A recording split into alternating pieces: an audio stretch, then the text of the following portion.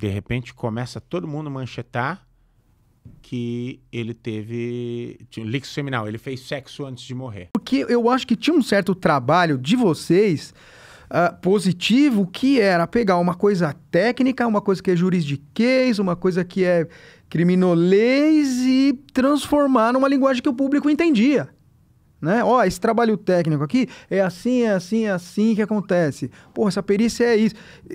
Como que era lidar com isso e transformar isso numa linguagem que o cara assiste e entende? Ah, eu entendi como é que... Esse é o grande trabalho do jornalista, é traduzir, seja lá o que for, para uma... Eu escutava isso do meu professor, ele falou, a minha mãe tem que entender.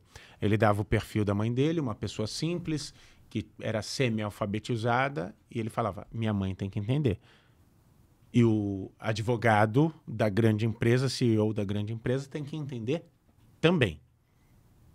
Então, esse é o grande desafio do jornalista, é falar de uma maneira simples. A gente costuma dizer que em jornalismo ninguém vem a óbito. O cara morreu. O carro jamais vai colidir. O carro bateu. Então, a linguagem tem que ser muito simples. E esse é o trabalho. Agora, há um detalhe sobre as provas técnicas, que muitas vezes a imprensa peca. Eu já errei no passado e a gente vai ganhando experiência para não errar mais.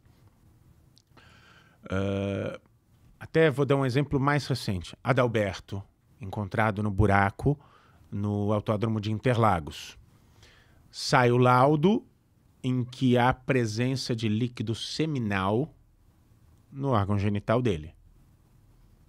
De repente começa todo mundo manchetar que ele tinha um líquido seminal, ele fez sexo antes de morrer. Só que eu já tinha essa experiência antes, eu falei, gente, não é. Aí o Joel ia falar, eu falei, não é, calma.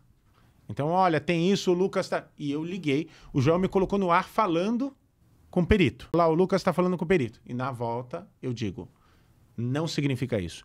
Uma morte com sofrimento, uma morte, por exemplo, por asfixia, que foi a morte dele, gera liberação de líquido seminal. E até pela quantidade, não é que poderia não significar necessariamente atividade sexual, mas naquele caso não significava, porque era uma quantidade pequena, típica de uma morte, tem um nome técnico correto, mas na nossa linguagem jornalística, uma morte com sofrimento, uma morte com angústia, gera liberação de líquido seminal.